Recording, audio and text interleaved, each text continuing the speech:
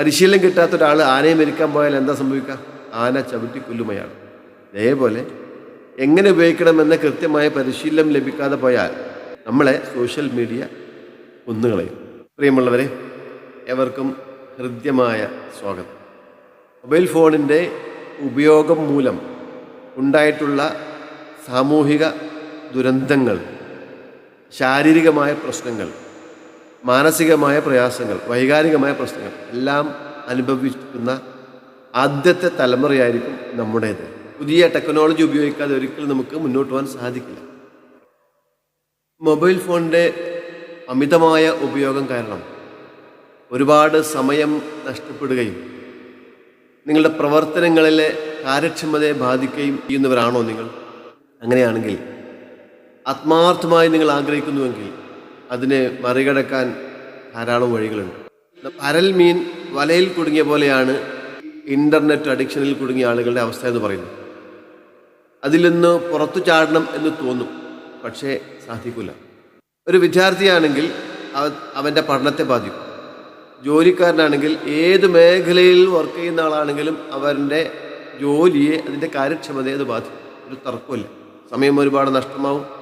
മാനസികമായി, ശാരീരികമായി, വൈകാരികമായി ഒക്കെ ഒരുപാട് പ്രശ്നങ്ങളിലേക്ക് ഇത് എത്തിച്ചേരും എന്ന കാര്യത്തിൽ ആർക്കും തർക്കമില്ല.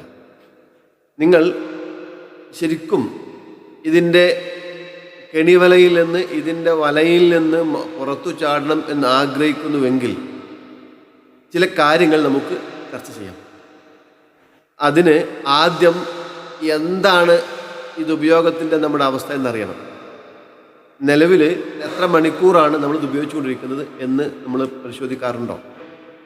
അഡിക്ഷൻ എന്തായാലും നമുക്ക് ദോഷമേ വരുത്തൂ എന്ന് ഉറപ്പാണല്ലോ.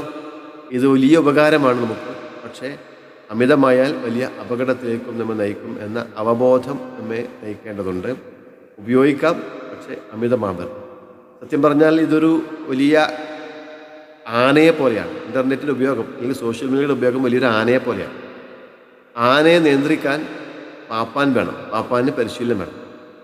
ഇൻ്റർനെറ്റിൻ്റെയും സോഷ്യൽ മീഡിയയും അനുബന്ധമായ ഗാഡ്ജറ്റുകളുടെയും ഉപയോഗം നല്ലതാണ്, പക്ഷേ അത് എങ്ങനെ ഉപയോഗിക്കണം എന്നതിന് നമുക്ക് പരിശീലനം വേണം.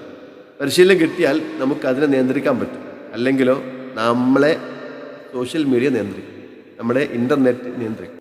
പരിശീലനം കിട്ടാത്ത ഒരാൾ ആനയെ മെരുക്കാൻ പോയാൽ എന്താ സംഭവിക്കുക? ആന ചവിട്ടി കൊല്ലുമയാണ്.